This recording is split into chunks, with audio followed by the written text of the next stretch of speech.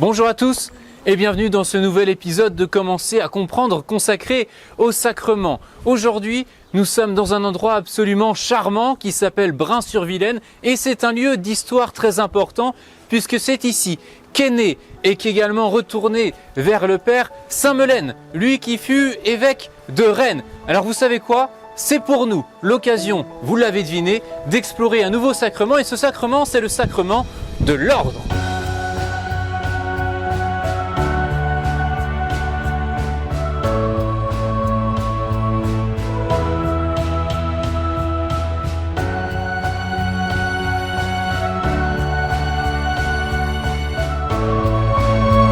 Qu'entendons-nous par sacrement de l'ordre ?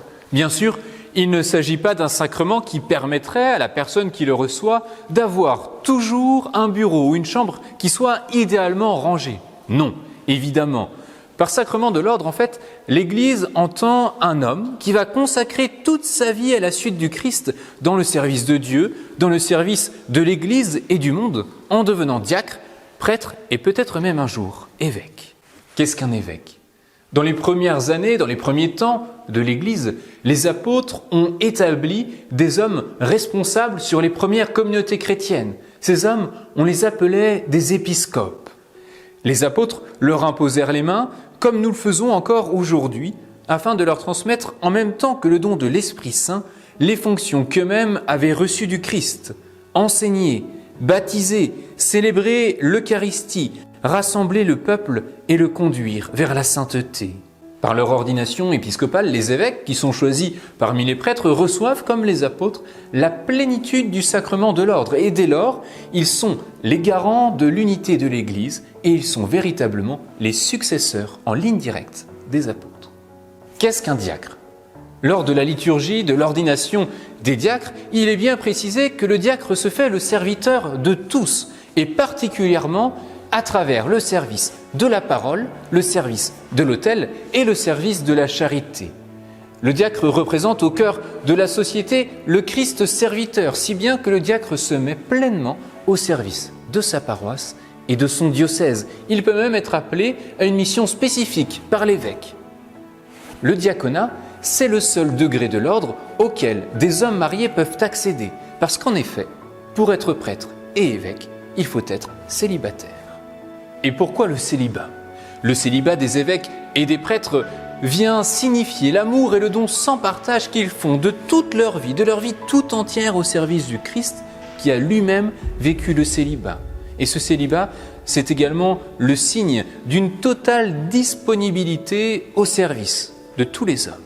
Comme l'enseigne le pape Benoît XVI, le célibat doit signifier que l'on se laisse saisir par la passion de Dieu.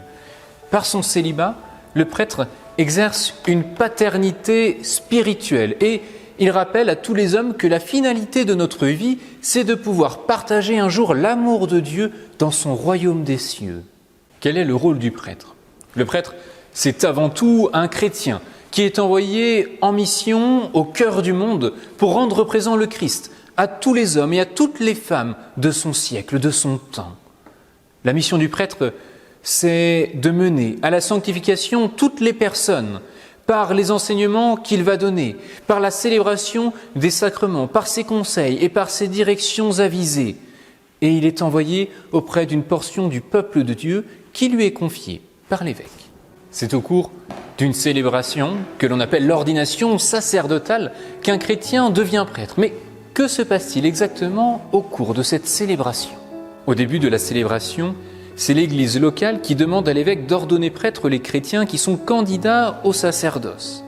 Le prêtre qui est désigné pour cela fait connaître à l'évêque qu'il l'interroge publiquement, qu'il n'y a pas d'hésitation au sujet des candidats.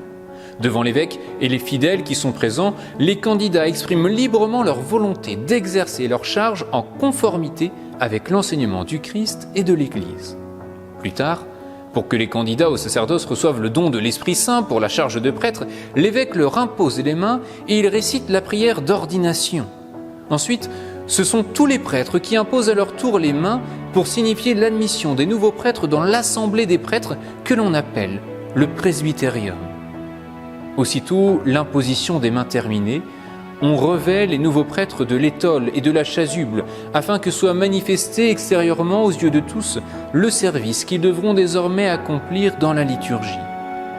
L'évêque va alors effectuer une onction des mains des nouveaux prêtres avec le Saint-Crème pour signifier la participation spéciale des prêtres au sacerdoce du Christ. Ensuite, l'évêque leur remet le pain et le vin pour indiquer leur charge de présider à la célébration eucharistique et de marcher à la suite du Christ crucifié. Enfin, un baiser fraternel vient comme sceller ce qui vient d'être célébré et les nouveaux ordonnés peuvent désormais prendre part pour la première fois à l'Eucharistie dans leur nouvel état de vie. Qui peut devenir prêtre? Tout homme, dès lors qu'il vit le célibat et qu'il entend l'appel de Dieu à le servir en tant que prêtre, peut se tourner vers l'Église afin qu'elle l'aide à discerner et à se former dans une école que l'on appelle le séminaire. Écoute, si tu veux plus de renseignements, et je t'y encourage, n'hésite pas, clique sur le lien qui est dans la description. Tu verras, tu ne seras pas déçu.